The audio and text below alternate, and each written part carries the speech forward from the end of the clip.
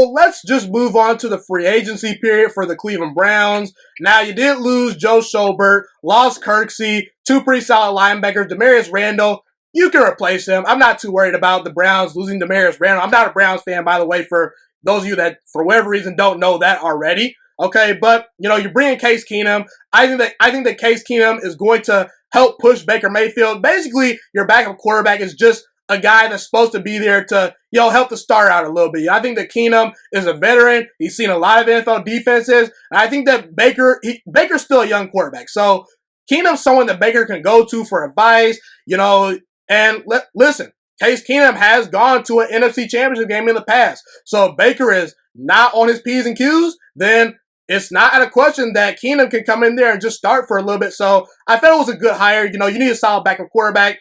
Janovich, a very solid, fullback that's going to be able to help in the blocking game and the run game.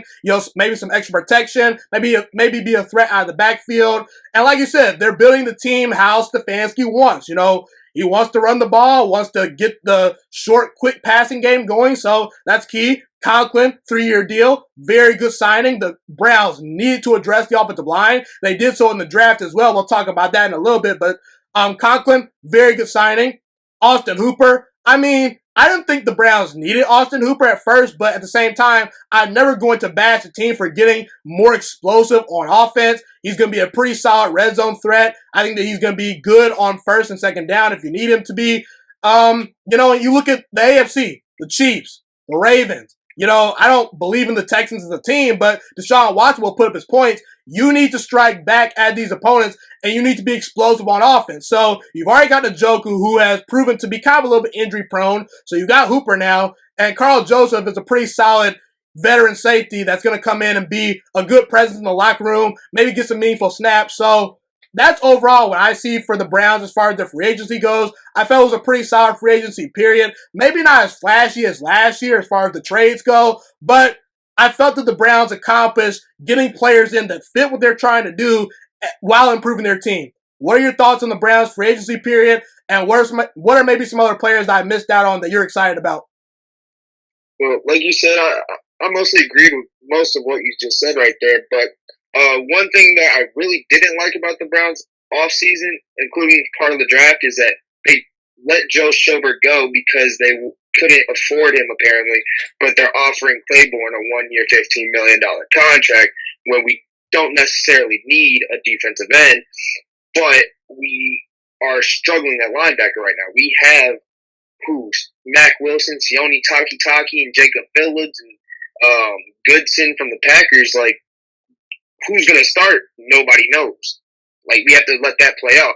But I also believe that this offseason was a great offseason for the Browns. I think it's better than last year because, like I've said, they brought in veterans, experience, players that will bring accountability to the team that they need.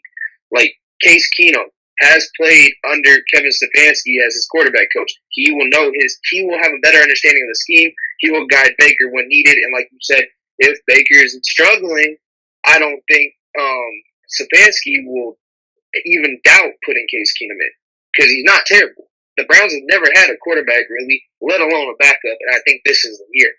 And going with the draft, I think the draft was great. The offseason, like I said, was great, just besides the fact of losing Joe Schobert, which still haunts me to this day. But, yeah, that's my opinion on the offseason. Thank you so much for watching this video today. Please also note that the Juiciest Sports Podcast is not just a YouTube channel. It is available on all podcasting platforms, including Spotify, Google Podcasts, iTunes, and Apple Podcasts. Also, if you enjoyed this video, be sure to like, comment, subscribe, and share this content with all your friends.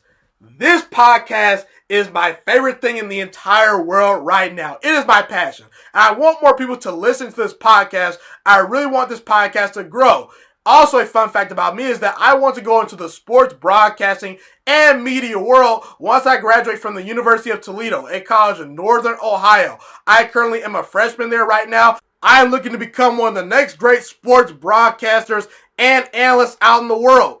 And I potentially would like to start my own network if this podcast really truly grows. Or if I fall short of that goal, I would love to work for a big-time network like ESPN or Fox Sports 1. I am open to all networks. So if you believe in my dreams and you see or hear my passion through the screen, be sure to tell all your friends about the Juice Alert Sports Podcast. Stay motivated, you guys. Have a God bless day, and I'm out.